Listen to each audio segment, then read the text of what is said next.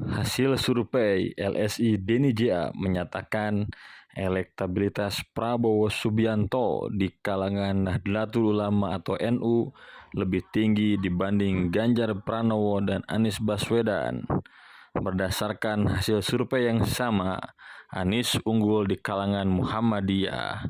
Peneliti LSI Denny Ja Ardian Sopa mengatakan warga NU yang pilih Prabowo 36,2%, Ganjar 35,5%, dan Anies 17,9%. Prabowo unggul tipis hanya selisih sekitar 0,7%. Dari tingkat kesukaan, Prabowo juga unggul di kalangan NU dibanding dua pesaingnya. Tingkat kesukaan terhadap Prabowo mencapai 79,4%, Ganjar 79,2%, dan Anies 72,6%. Di kalangan Muhammadiyah, elektabilitas Anies unggul dibanding dua bakal calon presiden lainnya. Prabowo yang paling kecil. Paling besar Anies 45,2%, lebih unggul dibandingkan Prabowo 20,8% dan Ganjar 33%. Namun dari tingkat kesukaan di kalangan Muhammadiyah, Prabowo yang tertinggi yakni 65,0%, sementara Ganjar dan Anies 62,2%.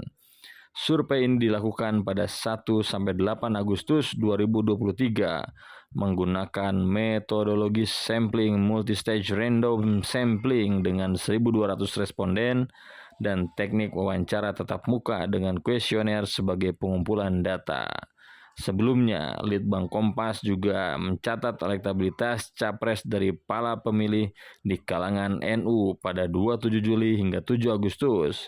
Hasilnya, Ganjar meraih elektabilitas 25,6%, bersaing ketat dengan Prabowo 25%, sementara Anies hanya 12,8%, berdasarkan pilihan kalangan NU di tingkat nasional. Jika diukur dengan pemilih kalangan NU di wilayah Jawa Timur saja, Ganjar tetap unggul dengan elektabilitas 37,1%. Setelah itu disusul Prabowo Subianto 20,8%, sedangkan Anies Baswedan hanya 7,5%. Merujuk hasil survei tersebut, elektabilitas PDIP dari segmen pemilih NU tingkat nasional sebesar 22,2%, paling tinggi dibanding partai lainnya. Meski survei sudah mencatat beragam elektabilitas dan kesukaan, hasilnya tetap ada di TPS. Apakah benar warga NU banyak memilih Prabowo dibanding Ganjar dan Anies, atau warga Muhammadiyah lebih memilih Anies dibanding Prabowo dan Ganjar?